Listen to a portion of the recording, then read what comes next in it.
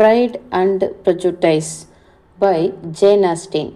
அத்தியாயம் 46. லாங்டனுக்கு வந்தவுடன் ஜேனிடமிருந்து கடிதம் வராதது குறித்து முதலில் வருத்தப்பட்ட அவள் ஒவ்வொரு நாள் காலையிலும் கடிதத்தை எதிர்பார்த்து ஏமாற்றம் அடைந்தாள். 3வது நாள் 2 கடிதங்களும் வந்து சேர்ந்தன.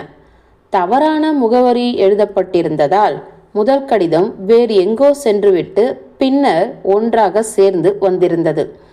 உலாவ செல்வதற்காக தயாராகி கொண்டிருந்த பொழுது கடிதம் வந்ததால் அதனை அவள் தனியாக படித்து மகிழட்டும் என்று எண்ணி அவளது மாமாவும் அத்தையும் வெளியே கிளம்பினர். தவறாக எங்கோ சென்று வந்த கடிதம் 5 நாட்களுக்கு முன்பு எழுதப்பட்டிருந்ததால அதனை முதலில் படிக்க ஆரம்பித்தாள். கடிதத்தின் தொடக்கத்தில் அங்கு நடந்தவிருந்த விருந்து மற்றும் கேளிக்கைகளை பற்றி விவரங்கள் இருந்தன. ஆனால் அந்த கடிதத்தின் பிற்பகுதி அடுத்த நாள் தேதியிடப்பட்டு மிக்க கவலையுடன் எழுதப்பட்டிருந்தது என்பது தெளிவாக இருந்ததால் அதனை உடனே படிக்கலானாள். அது இவ்வாறு இருந்தது. எனதருமை லிசி, மேலே எழுதியிருந்ததற்கு பிறகுதான் நடக்கக்கூடாது நடந்துவிட்டது. உன்னை பயமுறுத்தவில்லை. நாங்கள் அனைவரும் நலமாக இருக்கிறோம். நான் சொல்ல வருவது லிடியாவை பற்றிதான்.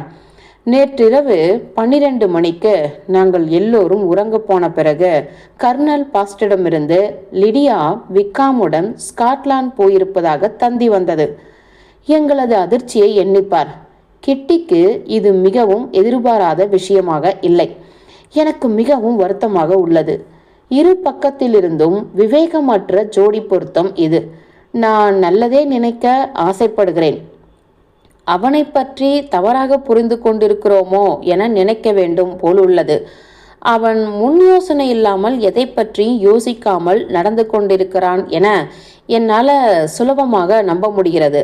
ஆனால் இந்த செயலில் அவன் தவறாக எதுவும் நினைத்திருக்க மாட்டான் என எண்ணி நாம் மகிழலாம்.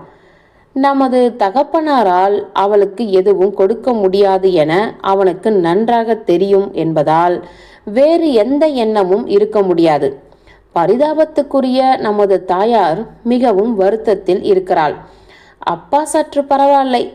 அவன் எப்படிப்பட்டவன் என்று யாரிடமும் நல்ல வேளை நாம் சொல்லவில்லை. நாமும் அதை மறக்க வேண்டும்.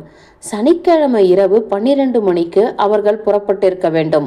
ஆனால் நேற்று காலை 8 மணி வரை அவர்கள் இல்லாதது யாருக்கும் தெரியவில்லை. தந்தி நேரடியாக அனுப்பப்பட்டுள்ளது. நம்மிடத்திலிருந்து 10 மைல் தூரத்தில் இருக்கும் வழியாகத்தான் சென்றிருப்பார்கள். இங்கு வருவார்கள் என எதிர்பார்க்கலாம் என்று கர்னல் பாஸ்டர் சொல்கிறார். அவர்களுடைய நோக்கத்தை லிடியா சில வரிகளில் மிஸ்ஸஸ் பாஸ்டருக்கு எழுதியிருக்கிறாள். இத்துடன் இக்கடிதத்தை முடிக்கிறேன். ஏனெனில் அம்மாவை வெகு நேரத்திற்கு தனியாக விட முடியாது. இதிலிருந்து உன்னால் ஒன்றும் புரிந்து கொள்ள முடியாது என நினைக்கிறேன். நான் என்ன எழுதுகிறேன் என்று எனக்கே தெரியவில்லை. அதை பற்றி நினைத்து பார்க்க கூட எனக்கு நேரத்தை அளிக்காமல் நான் என்ன நினைக்கிறோம் என்றும் தெரிந்து கொள்ளாமல் ஒரு கடிதத்தை படித்து முடித்த பிறகு எலிசபெத் மற்றொரு கடிதத்தை எடுத்து பொறுமையின்றி தொடர்ந்து படிக்கலானாள். முதல் கடிதம் எழுதி முடித்த அடுத்த நாளன்று 2வது கடிதம் எழுதப்பட்டிருந்தது. அவசரமாக எழுதிய முதல் கடிதம் கிடைத்திருக்கும். இது தெளிவாக இருக்கும் என விரும்புகிறேன். நேரம் கிடைக்கவில்லை என்பதால் அல்ல, என் மனம் அவ்வளவு தடுமாறுவதால் தெளிவாக சேர்ந்தாற்போல் எழுத முடியவில்லை. அருமை லிசி, நான் என்ன எழுதப் போகிறேன் என்பது எனக்கே தெரியவில்லை. ஆனால் உனக்கு ஒரு கெட்ட செய்தி காத்திருக்கிறது. விக்காமுக்கும் லிடியாவுக்கும் திருமணம் என்பதே ஒரு விவேகமில்லாத செயலாக இருக்கும். ஆனால் இப்பொழுது திருமணம் நடந்திருக்க வேண்டுமே என நினைக்கிறோம். ஏனெனில் அவர்கள் ஸ்காட்லாண்டிற்கு போகவில்லை என்ற செய்திதான் பயத்தை தருகிறது. பிரைடனை விட்டு நேற்றைக்கு முந்தைய தினம் கிளம்பிய மிஸ்டர் பாஸ்டர் தந்தி கிடைத்த சில மணி நேரத்திற்கு பின் நேற்று இங்கு வந்து சேர்ந்தார். மிஸ்ஸஸ் பாஸ்டருக்கு கிரேட்னா கிரீனுக்கு போவதாக லிடியா கடிதம் எழுதியிருந்தாலும் விக்காமிற்கு அங்கு போக வேண்டும் என்ற எண்ணம் இல்லை என்றும், அல்லது லிடியாவை திருமணம் செய்து கொள்ள வேண்டும் என்ற எண்ணமும் இல்லை என்றும் டென்னி தான் நம்புவதாக கர்னல் பாஸ்டரிடம் கூறியதால் அவர் பயந்து போய் அவர்களை தேட பிரைடனை விட்டு கிளம்பியிருக்கிறார். அவர்கள் லாப்காம் சென்றது வரை கண்டுபிடிக்க முடிந்தது. பிறகு எங்கு சென்றனர் என தெரியவில்லை. ஏனென்றால் இஸ்லாமிலிருந்து சாரட் வண்டியில் வந்த அவர்கள் வாடகை குதிரை வண்டியில் ஏறி சென்றுள்ளனர். இதற்கு பிறகு அவர்கள் லண்டன் ரோட்டில் பயணம் செய்வதை சிலர் பார்த்துள்ளனர். என்ன நினைப்பது என்று புரியவில்லை. லண்டனில் அவர்கள் போன திசையில் எல்லா இடங்களிலும் தேடிய மிஸ்டர் ஃபாஸ்டர் வழியில் உள்ள பார்னெட் ஹார்ட்பெல்ட்டில் இருக்கும் விடுதிகளில் எல்லாம் தேடி எங்கும் கிடைக்காததால ஹெட்போஸ்டியருக்கு திரும்பி வந்துவிட்டார். மிகவும் அக்கறையுடன் லாங்பர்னுக்கு வந்த கர்னல் ஃபாஸ்டர் உண்மையாகவே வருத்தப்பட்டு தன்னுடைய பயத்தை வெளியிட்டார். அவரையும் மிஸ்ஸஸ் ஃபாஸ்டரையும் பார்த்தா பாவமாக இருக்கிறது. அவர்கள் மீது யாராலும் எந்த பழியும் சுமத்த முடியாது. நம்முடைய துன்பம் மிகவும் பெரியது. லிசி, அம்மாவும் அப்பாவும் மோசமாக ஏதாவது நடந்திருக்கும் என்று நம்புகின்றனர். ஆனால் என்னால் அவனை பற்றி கெட்டதாக நினைக்க முடியவில்லை.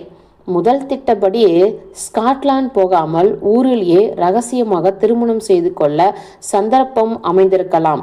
லிடியாவிற்கு இருக்கும் அந்தஸ்திற்கே அவன் இப்படி ஒரு திட்டம் தீட்டியிருக்கிறான் என்றால் இவளும் இவ்வளவு கீழ்த்தரமாக இறங்கியிருக்கிறாளா? முடியவே முடியாது. கர்னல் ஃபாஸ்டர் அவர்கள் திருமணம் செய்து கொண்டிருப்பார்கள் என நம்பவில்லை.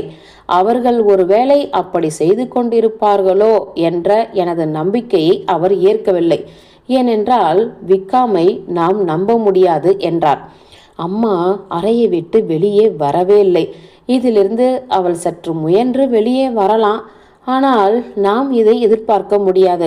அப்பாவும் இவ்வளவு ஒடிந்து போய் நான் பார்த்ததே இல்லை. கிட்டிக்கு இந்த விஷயம் தன்னிடமிருந்து மறைக்கப்பட்டு விட்டது என்று கோபம். ஆனால் இது ரகசியமாக வைக்கப்பட வேண்டிய விஷயம்தான். அதனால் ஆச்சரியப்படுவதற்கு ஒன்றுமில்லை. நல்ல வேலை லிசி, இந்த கஷ்டமான காட்சிகளை பார்க்க நீ இங்க இல்லை. ஆனால் இப்பொழுது முதல் கட்ட அதிர்ச்சி எல்லாம் முடிந்து போனதால நீ இங்க வர வேண்டும் என்று நான் மிகவும் ஏங்குகிறேன். உன்னால் முடியாவிட்டாலும் வர வேண்டும் என்று கேட்கும் அளவிற்கு நான் சுயநலம் பிடித்தவள் அல்ல. சரி, விடை பெறுகிறேன். என்னால் மறுபடியும் எழுதாமல் இருக்க முடியவில்லை. நான் என்ன கேட்க மாட்டேன் என்று கூறினானோ அதைத்தான் இப்பொழுது கேட்கப் போகிறேன். சந்தர்ப்ப சூழ்நிலை இவ்வாறாக இருப்பதால் நீங்கள் எல்லோரும் எவ்வளவு சீக்கிரம் முடியுமோ அவ்வளவு சீக்கிரம் இங்கு வர வேண்டும் என உன்னை கெஞ்சி கேட்டுக்கொள்கிறேன்.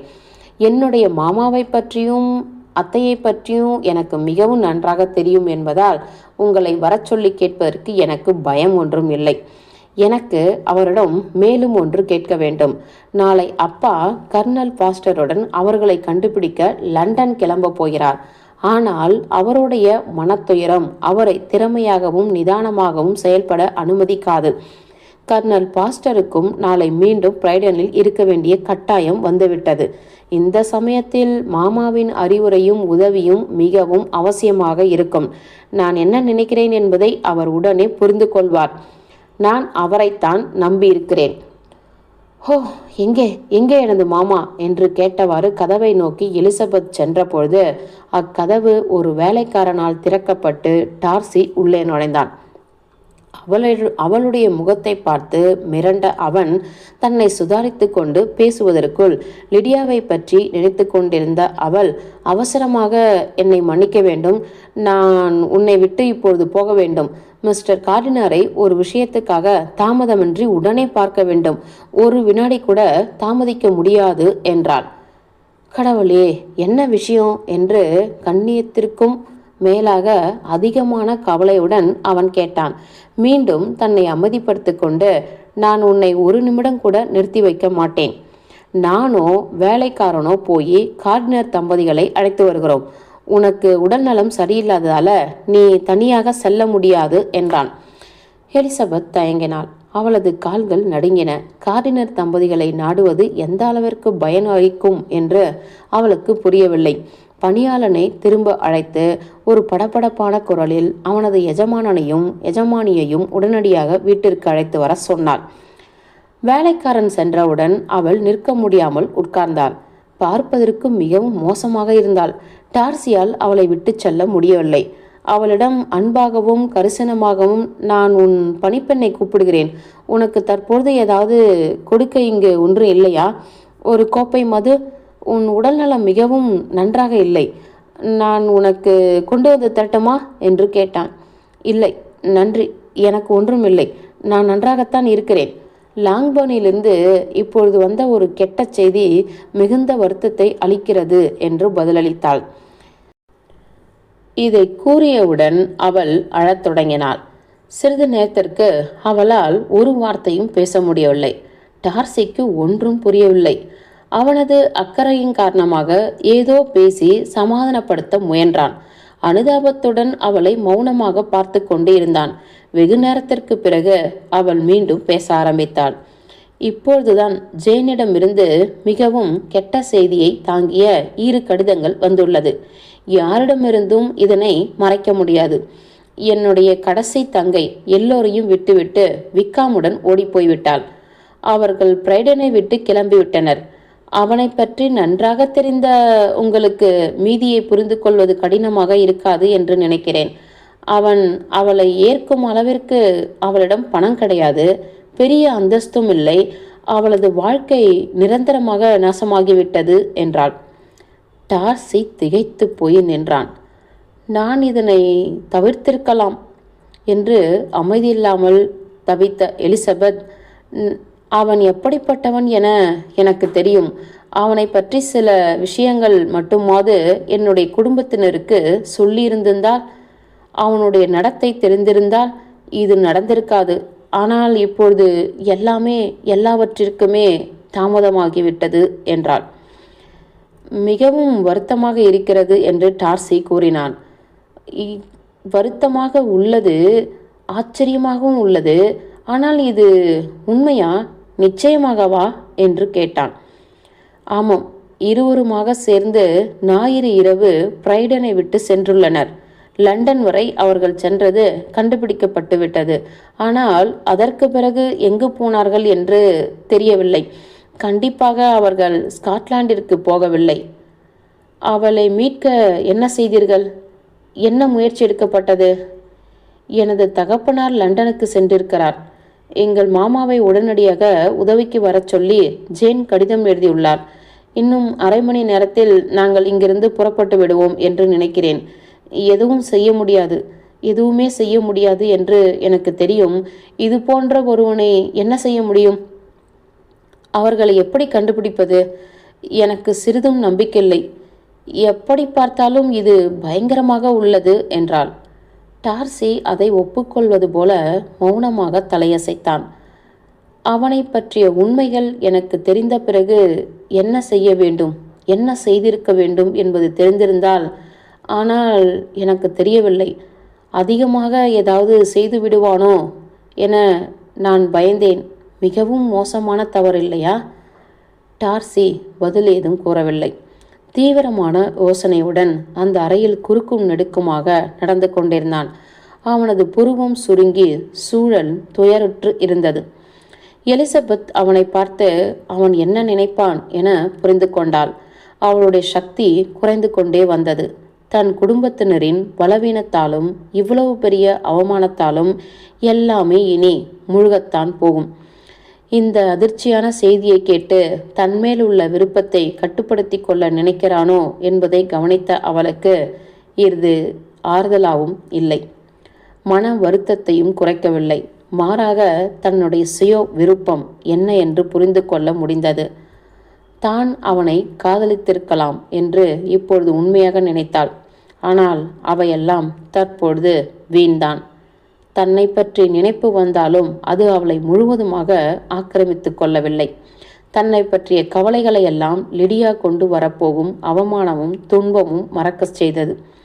கைக்குட்டியால் முகத்தை மூடிக்கொண்ட எலிசபெத் எல்லாவற்றையும் மறந்தாள். சில நிமிடங்கள் கழித்து பரிவாக தன்னை கட்டுப்படுத்தி கொண்டு பேசிய டார்சியின் குரலை கேட்டு சுயநினைவுக்கு வந்தாள். நான் கிளம்ப வேண்டும் என்று நீ விரும்புவோய் என எனக்கு தெரியும். உன்மேலுள்ள உண்மையான அக்கறைதான் நான் இங்கு தங்குவதற்கு காரணமாக இருக்கும். ஆனால் அதனால் இப்பொழுது ஒரு பயனும் இல்லை. ஆனால் கவலையாக இருக்கிறது. உன்னை சமாதானம் செய்ய ஏதாவது செய்ய முடியும் என்றால், ஏதாவது பேச முடியும் என்றால் நன்றாக இருக்கும். ஆனால் அதனால் எந்த உபயோகமும் இல்லை. உபயோகம் இல்லாததை கூறி உன்னை கஷ்டப்படுத்த விரும்பவில்லை. அப்படி நான் ஏதாவது கூறினாலும் அது உன்னிடமிருந்து நன்றி உணர்ச்சியை எதிர்பார்த்து செய்த செயலாக இருக்கும். இந்த துர்திருஷ்டமான சம்பவத்தினால் என்னுடைய தங்கை உன்னை பெம்பர்லியில் சந்திக்கும் சந்தோஷம் தடைப்படும் என பயப்படுகிறேன் என்று கூறினான். ஆமாம், நாங்கள் வர முடியாமல் போவதற்கு எங்களை மன்னிக்குமாறு மிஸ் டார்சியிடம் சொல்ல வேண்டுகிறேன். அவசர வேலையாக வீட்டிற்கு போக வேண்டி வந்தது என்று சொல். இந்த துயரமான விஷயத்தை எவ்வளவு நாட்கள் மறைக்க முடியுமோ அவ்வளவு நாட்கள் மறைத்து விடுங்கள். வெகு நாட்களுக்கு மறைக்க முடியாது என எனக்கு தெரியும். ரகசியத்தை காப்பாற்றுவதாக உடனடியாக அவளுக்கு வாக்களித்து, அவளுடைய துயரத்துக்கு தன்னுடைய வருத்தத்தை தெரிவித்து, எல்லாம் நல்லபடியாக முடிய வேண்டும் என வாழ்த்தி, அவளுடைய உறவினர்களை விசாரித்ததாக கூறி ஒரு தீவிரமான பார்வையோடு அங்கிருந்து விடைபெற்றான் டார்சி. அவன் அறையை விட்டு சென்றவுடன் டெர்பிஷியரில் பலமுறை உள்ளன்போடு சந்தித்து கொண்ட போல் மீண்டும் அவனை சந்திக்க முடியாது என அவளுக்கு தோன்றியது. அவன் அறிமுகமானதிலிருந்து எல்லாவற்றையும் நினைத்து பார்க்கும்போது எவ்வளவு முரண்பாடான வெவ்வேறு விஷயங்கள் நடந்திருக்கின்றன என்பதை உணர்ந்தாள். அவனுடன் இருந்த தொடர்பு விட்டு போகக்கூடாது என நினைத்திருந்த அவளுக்கு இப்பொழுது அத்தொடர்பு நீடிக்காதா என நினைக்க தோன்றியது. அவளால் பெருமூச்சு மட்டுமே விட முடிந்தது. நன்றி உணர்வும் மதிப்பும் தான் அன்புக்கு ஒரு நல்ல அஸ்திவாரம் என்றால், எலிசபெத்தின் மனோபாவத்தில் ஏற்பட்ட மாற்றங்கள் நடக்கவே முடியாததும் அல்ல, தவறும் அல்ல. கண்டவுடன் எழும் காதலுடனும் 2 வார்த்தைகள் பேசியவுடன் எழும் காதலுடனும் ஒப்பிடும்போது நன்றி உணர்வாலும் மதிப்பினாலும் எழும் காதல் நியாயமற்றதாகவும் செயற்கையாகவும் இருந்தால் எலிசபெத்திற்கு ஆதரவாக எதுவும் சொல்ல முடியாது. கண்டவுடன் காதல் விக்காமிடம் எழுந்தது. ஆனால் அந்த முயற்சி வெற்றியளிக்கவில்லை. ஆதலால் இந்த தோல்வி அவளை மற்றொரு விதத்தில் காதலிக்க முயற்சி செய்ய வைக்கலாம். எது எப்படி வேண்டுமானாலும் இருக்கட்டும். அவன் செல்வதை அவள் வருத்தத்துடன் பார்த்தாள். லிடியா செய்த தவறின் முதல் பலன் டார்சி விட்டு செல்வதுதான். அதனால் லிடியாவின் செய்கையை நினைத்து அவள் மிகவும் வருத்தமடைந்தாள். ஜேனின் 2வது கடிதம் படித்த பின் விக்காம் லிடியாவை திருமணம் செய்து கொள்வான் என்ற நம்பிக்கையும் போய்விட்டது. ஜேனை தவிர வேறு யாருக்கும் இந்த எதிர்பார்ப்பு இருப்பதாக கூற மாட்டார்கள். நடந்த விஷயங்களை நினைத்த பொழுது எழுந்த உணர்ச்சிகளில் ஆச்சரியம் குறைவாகவே இருந்தது. முதல் கடிதத்தில் ஜேன் எழுதியவை எல்லாம் ஞாபகத்திற்கு வந்தது. பணமில்லாத லிடியாவை எப்படி விக்காம் திருமணம் செய்து கொள்வான்? லிடியாவும் எப்படி அவனோடு இணைய முடிவு செய்தாள் என்பது அவளுக்கு புரியாமல் இருந்தது. இப்பொழுது எல்லாம் தெளிவாகவே புரிகிறது. இம்மாதிரியான காதலுக்கு லிடியாவிற்கு போதுமான வசீகரம் இருக்கிறது.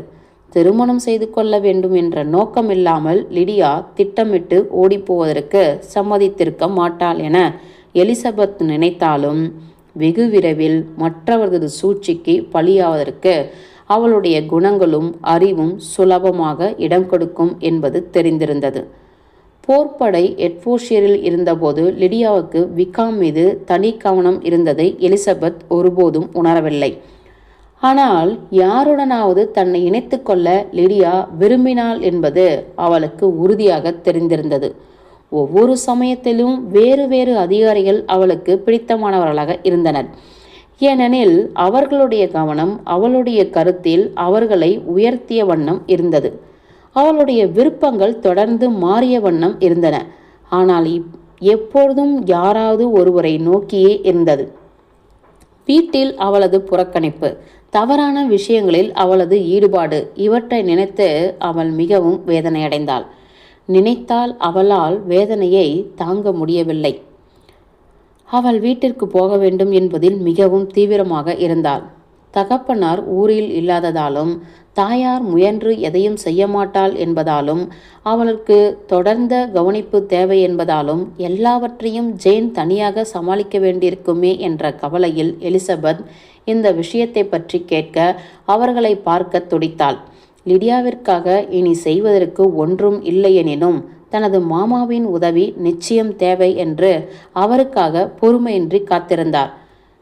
கார்டினர் தம்பதிகள் எலிசபெத்திற்கு உடல்நலம் சரியில்லையோ என பயந்து உள்ளே நுழைந்தபோது அவர்களுக்கு ஜேனிடமிருந்து வந்திருந்த 2 கடிதங்களையும் மிகுந்த கலக்கத்துடன் படித்து காண்பித்தாள்.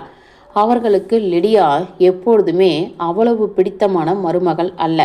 ஆனாலும் அவர்கள் மிகவும் வருத்தப்பட்டனர். இதனால் லிடியா மட்டும் அல்லாமல் எல்லோரும் பாதிக்கப்பட்டிருந்தனர். அதிர்ச்சியும் ஆச்சரியம் அடைந்த மிஸ்டர் கார்டினல் தன்னால் இயன்ற அத்தனை உதவிகளையும் செய்வதாக சொன்னார். எலிசபெத் கண்ணீர் மல்க நன்றி கூறினார். பிறகு மூவரும் சேர்ந்து தங்கள் பயணத்தை தீர்மானித்தனர். வெகு சீக்கிரமே புறப்படுவதாக இருந்தனர். பெம்பர்லிக்கு போவது குறித்து என்ன செய்வது? டார்சி இங்கு இருந்ததாக எங்களை அழைக்க வரும்போது ஜான் சொன்னான். அப்படியா என்று மிஸ்ஸஸ் கார்டினர் கேட்டாள். ஆமாம், நாங்கள் அங்கு வர இயலாது என டார்சியிடம் கூறிவிட்டேன். அந்த விஷயம் அத்துடன் முடிந்தது. என்னவெல்லாம் முடிந்தது என்று கேட்க மிஸ்ஸஸ் கார்டினர் கேள்விக்கு பதிலளிக்காமல் புறப்பட தயாராவதற்கு அவள் தன்னுடைய அறைக்கு விரைந்து சென்றாள். உண்மையை பகிர்ந்து கொள்ளும் அளவிற்கு அவர்களிடம் நெருக்கம் இருக்கிறதா? இது எப்படியென்று தெரிந்து கொள்ள வேண்டும் போல் உள்ளதே என்று கேட்க மிஸ்ஸஸ் கார்டினர் ஆசைப்பட்டாள். ஆனால் அவள் ஆசை நிராசையானது. அடுத்த 1 மணி நேரமாக இருந்த அவசரத்திலும் குழப்பத்திலும் அவர்களால் அதை பற்றி யோசித்து கொண்டிருக்க மட்டுமே முடிந்தது. எலிசபெத்தும் வேலையில்லாமல் உட்கார்ந்து கொண்டிருந்தபோது இந்த சூழ்நிலையில் தன்னால் எதுவும் செய்ய இயலாது என்று நினைத்தாள்.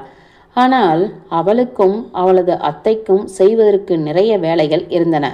லாம்ப்டனில் உள்ள தங்களது நண்பர்களுக்கு தாங்கள் திடீரென கிளம்புவதற்கு சில பொய்யான காரணங்களை எழுதி கடிதம் அனுப்ப வேண்டியிருந்தது. 1 மணி நேரத்தில் எல்லாம் முடிந்தது.